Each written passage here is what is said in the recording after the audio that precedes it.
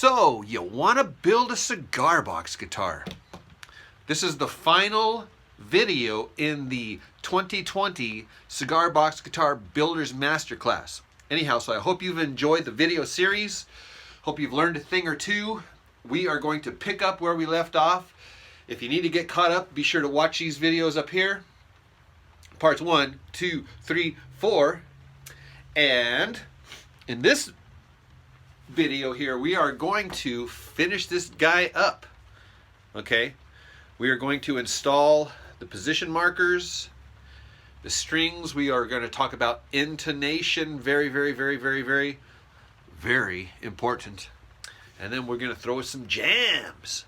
All right, stick around.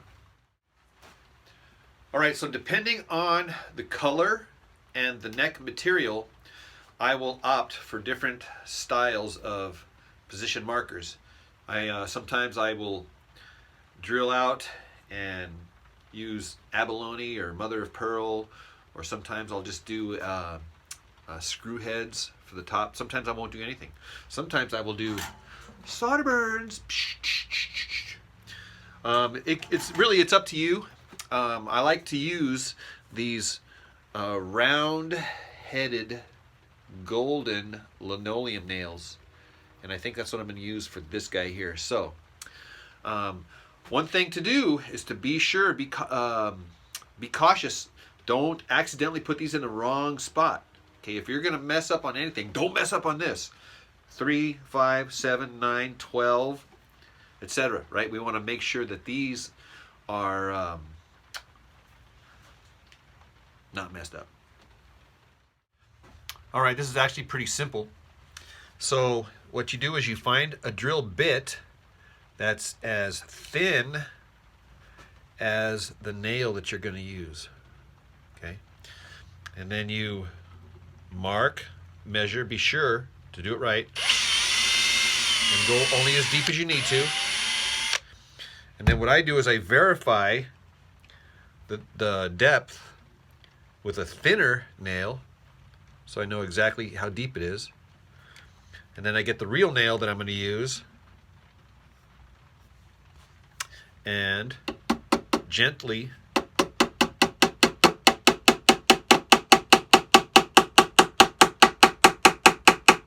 tap it in place. Ta-da! Okay, for the strings, I'm choosing the 44, 34, and 26 gauge all wound strings. And I recommend getting you one of these little dudes here with the little quick connect here. That way you can put it into your power drill and you can go to town on these bad boys. All right, so here's a little trick. You get these little strings that are just like wound like that, and you just go like this. Opens them all up. But you probably see me do this hundreds of times. I get this little finishing nail and I just thread them through the ball ends on this thing here, like that, and then I just feed this thing here through the hinge. Voila! This is what it looks like. I don't know if you can see that nail on the inside there, but the nail is on the underside of the hinge there. And then I always like to cut these guys off just to keep it nice and neat looking. All right, so now we are going to intonate it. And what I mean by intonate it is we're going to adjust this floating bridge to be exactly 23 inches from the 0 fret. And then of course we are going to align it and tilt it to get the harmonics to line up exactly over the 12th fret. All right, this is where the rubber meets the road. So you can hedge your bets here by putting this thing in the exact right spot here. Now you can see here I have it not in the right spot here. Okay, and so that is so that you can actually hear what it sounds like when it's in the wrong spot. So I hit the harmonic, then I hit the note. So the note is higher than the harmonic. Low, high. So that means I need to lower this note here. And how do you lower it? You lengthen it by making it longer. And obviously that makes sense, right? If I go with the measurement here, you can see here that now it's even closer to the right spot here. So hit the harmonic, low, high. So it's still, so you play around with it. And if you have a tuner, obviously you can get it like perfect with the tuner. Ooh, see, it's getting pretty close. So this is where you really need to obsess and dial it in. And that's what I'm going to do right now. I'm going to take my time. I'm going to play with all the harmonics, and I'm going to get it all so that all the notes are all in tune up and down the neck. And it's going to take me 10 or 15 minutes to dial it in. So obviously it's important to have the strings to be stretched out before you do this. Okay, so here's one of the methods that I use to stretch the strings. I'll just grab the string, right? Just kind of shake it around. It's not going to break. Right? These strings are pretty strong. And if it does break, you want it to break now and fall on the floor on the carpet rather than later in a gig or something, right? So again, I'm taking every one of these strings, even the skinny strings. Even if it was a skinny string, you could still do this because these strings are really, really, really tough and strong. So you want to make sure your strings are nice and stretched before you do your intonation.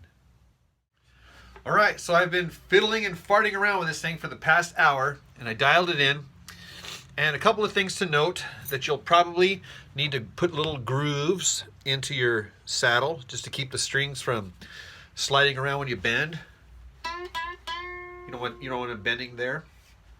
The other thing is that I have a little piece of wire or something in there. It's like, dang it, and I'm trying to get it out the sound hole. It's just like, it ain't happening, so whatever. So you'll notice here that it's at an angle. The bass string is back farther and the treble string is forward this way. And that is so that you can line up the harmonics directly over the 12th fret here. So you want to hit the harmonic over the 12th fret, then hit the note. And they have to be identical. And you'll see here that you'll have, and it has to do with the thicker strings. The thicker strings, the harmonics, you'll have to tilt this back, and the skinny strings, you have to like scoot it forward to get the harmonics to line up directly over that fret. It's just a fact of physics, and so you'll have to play with that to get it perfect. But once you do get it perfect,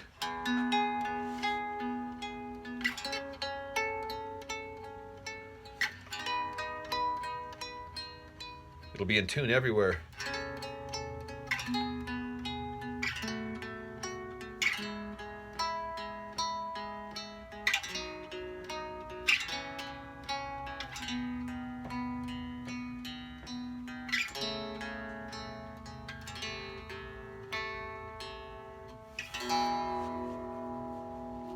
All right, so let's plug it in and put it through the paces.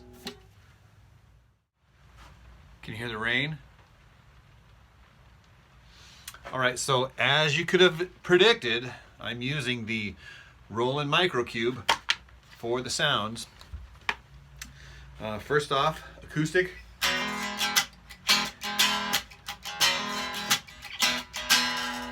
And then here's the piezo.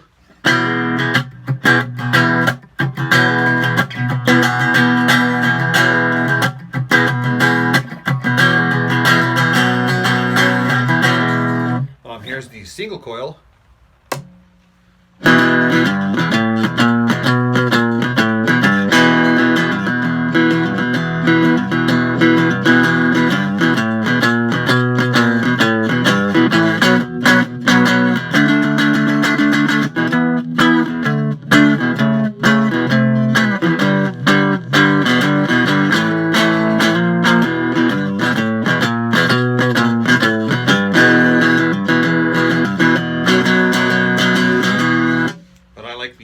middle, which is half single coil, half piezo.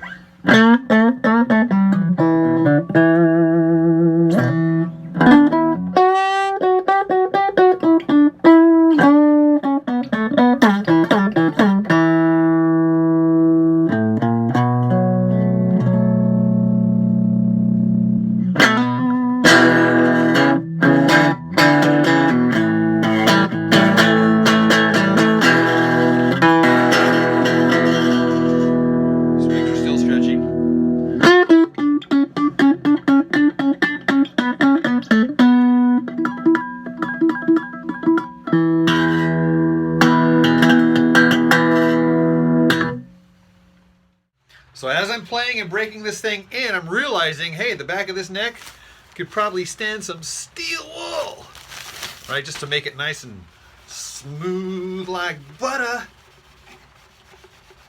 Yeah, because it's not just, I mean, it's not as glassy as it could be. But yeah, oh, even just that right there, man, it's just like, well, the batteries died in the Roland Microcube, so I plugged it in to that bad boy, and oh my gosh, check this out.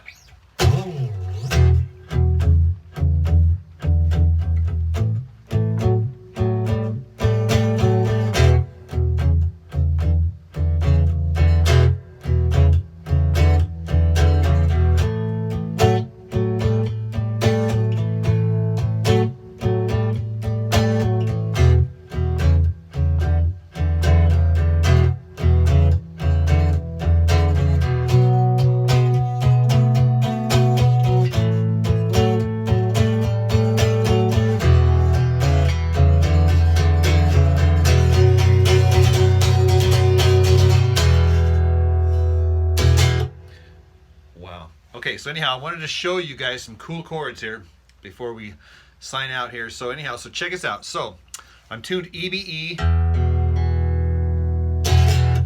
and I'm going to put my index finger here on the 1st fret and my ring finger here on the 3rd fret, and the high string is going to be open.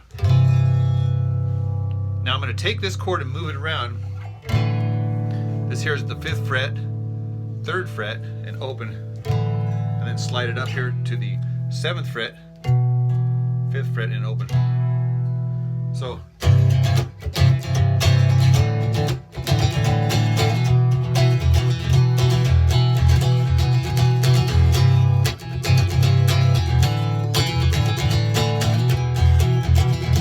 well, I can even take this chord here and move it up here to the 10th fret and 8th fret. So I'm going to go from the 10-8 down to 7-5.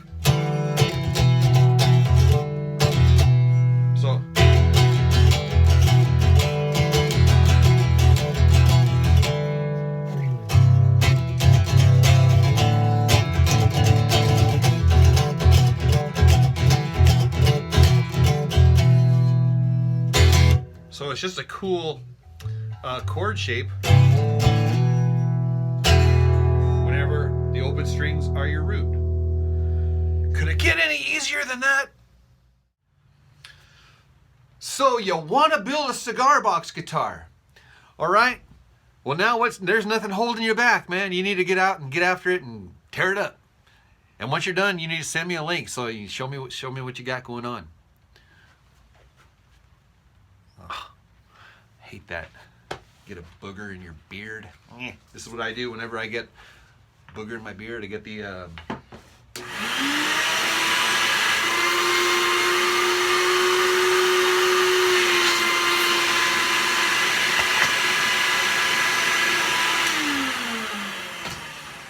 right, well, I hope you enjoyed this video series of the 2020 Cigar Box Guitar Builder's Masterclass. I hope you learned a thing or two. If you enjoy these videos, be sure to like, comment, share, subscribe, whatever. And yeah, don't kid yourself, man. 6 strings are definitely 3 strings too many.